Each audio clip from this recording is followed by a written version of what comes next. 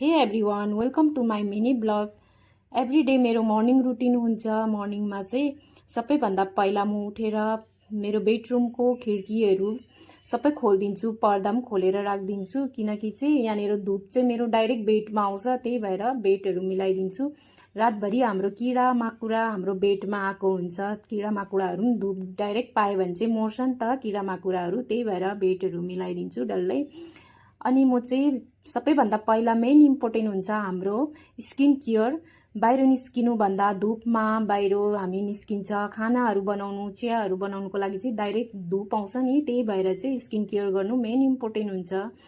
सबैभन्दा पहिला moisturiser, serum अनि सनस्क्रिन, यति तीनटा चाहिँ मेन इम्पोर्टेन्ट हुन्छ हाम्रो स्किनमा युज गर्नु। अनि कफी बनाउँदैछु, म चाहिँ किचनमा आउँछु अनि कपडाहरू चेन्ज गरेर पहिला चाहिँ चिया, किनकि कहिले चिया पिउँछु कहिले कफी पिउँछु, अनि कफी बनाएर म साइडमा राखिदिएर चाहिँ पहिला ड्रइङ रुमको पर्दाहरू पनि खोलिदिन्छु अनि बाहिरको भ्यूहरू हेर्दै कफी इन्जोय गर्दै बस्छु। आजको मेरो